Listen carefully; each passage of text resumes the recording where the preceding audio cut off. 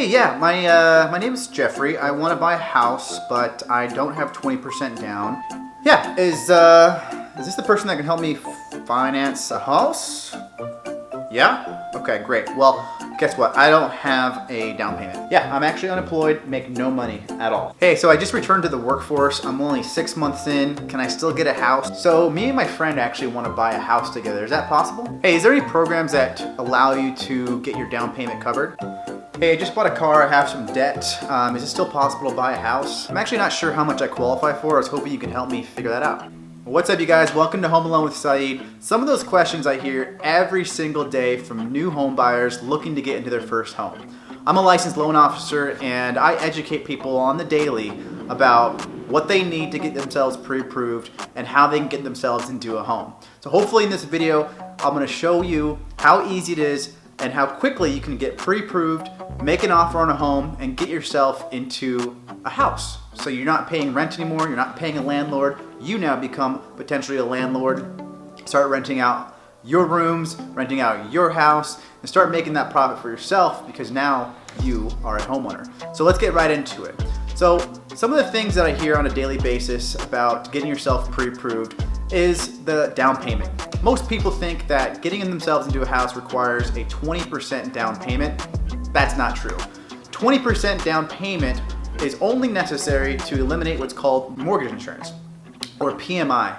So PMI, private mortgage insurance, is an insurance that covers the lender in case you default on paying your mortgage. If you pay anything less than 20%, you are going to incur private mortgage insurance. And there's two different types of loans that we can talk about today that are probably the most popular with first-time home buyers. Number one, FHA loan. An FHA loan is backed by the United States government. And then secondly is a conventional loan. Probably the most sought out after loan type because number one, it is a great program for first-time home buyers if they have good credit and they have at least a 5% down payment, and it gives them the best terms in terms of interest rate.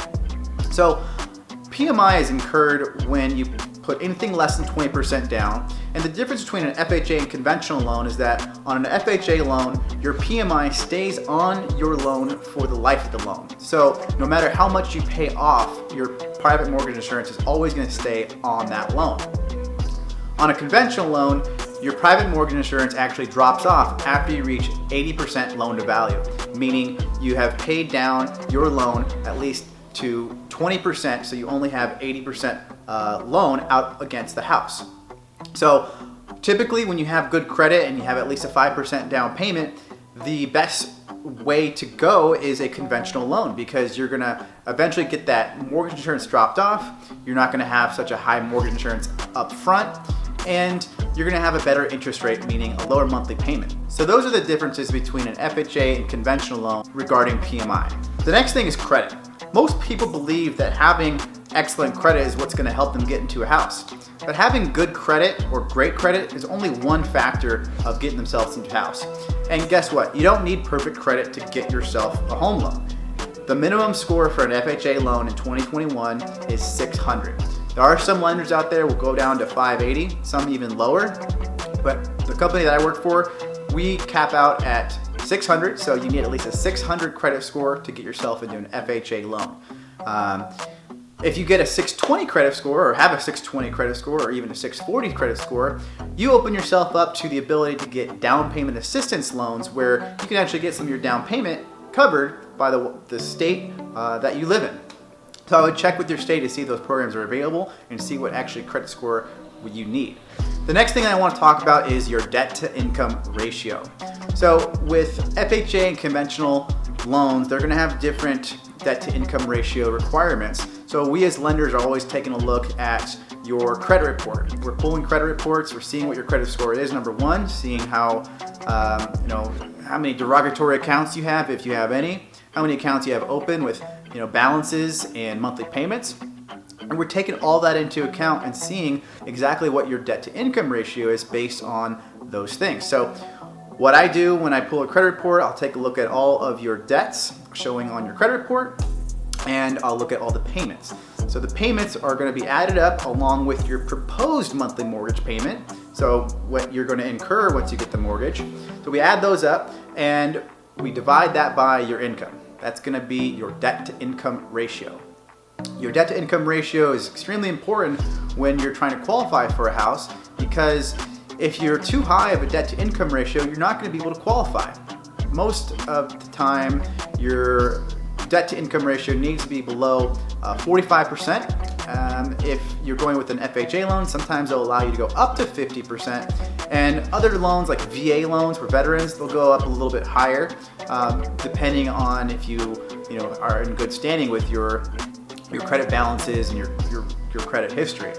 So having a good handle on your budget, having a good handle on your payments going out every month is extremely important, because you don't want to come into a scenario where you can't qualify because you just bought a car last month and now you have a $700 payment. The big thing that I see most of the time too is student loans. A lot of people coming out of college have student loans. On an FHA loan, we have to take 1% of the balance and add it towards your debt to income ratio. If we go with a conventional loan, we can sometimes take 0.5% of that balance and add it towards your debt to income ratio, and that helps sometimes get you approved for a loan. So debt to income ratio is extremely important, because that's just one of the qualifiers outside of your credit score that's going to help you get into a home. Last but not least, I want to talk about your work history. So when you're applying for a home, you need a source of income, and that could be either from a W-2 job, that could be from a small business that you own, or a big business that you run. It could be from disability, Social Security. It could be child support. There are plenty of income sources that people have out there that we as lenders can use as qualifying income. But in terms of work history, I want to talk about specifically, you need at least a 2-year history of work to prove that you have a stable income and you're likely to continue to make income going forward after you've received a mortgage. So we as lenders, we're taking a look at your work history, and typically we'll ask for documents to prove that you have that 2-year work history. Things like W-2s, pay stubs, tax returns, those are all important things that we need as a lender to identify what we can and can't use. Because there are some sources of income that we can't use, which, if you're making a lot of money and we can't use a specific type of income, then you're gonna be crap out of luck. We want to make sure that when you go and actually make an offer on a house, that offer is going to stick and your loan is going to be able to fund. So that's what we do as lenders. We make sure up front that you are qualified, that there's not going to be any issues going into your closing, going into escrow. We want to make sure that all of that stuff is taken care of up front. That way we can have a smooth sailing process for you, for your real estate agent, for the sellers of the home. We don't want any hiccups, which is why, at least in my company, we do our due diligence up front before you go out and make offers. So if you're thinking about purchasing your first home, go to your lender, if that's a bank or a private lender, whatever you want to choose. Get yourself pre-approved, figure out what your max loan amount is, figure out what the actual payment would be or the estimated payment's going to be, and see if you can manage that.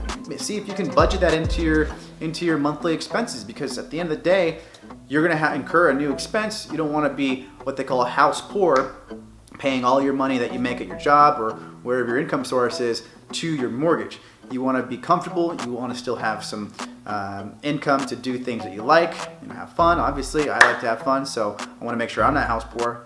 And once you have your loan amount number in mind, you now can get approval from your lender. So you'll get a pre-approval letter. And that pre-approval letter is what you're going to use alongside your agent to make offers on homes that you're interested in.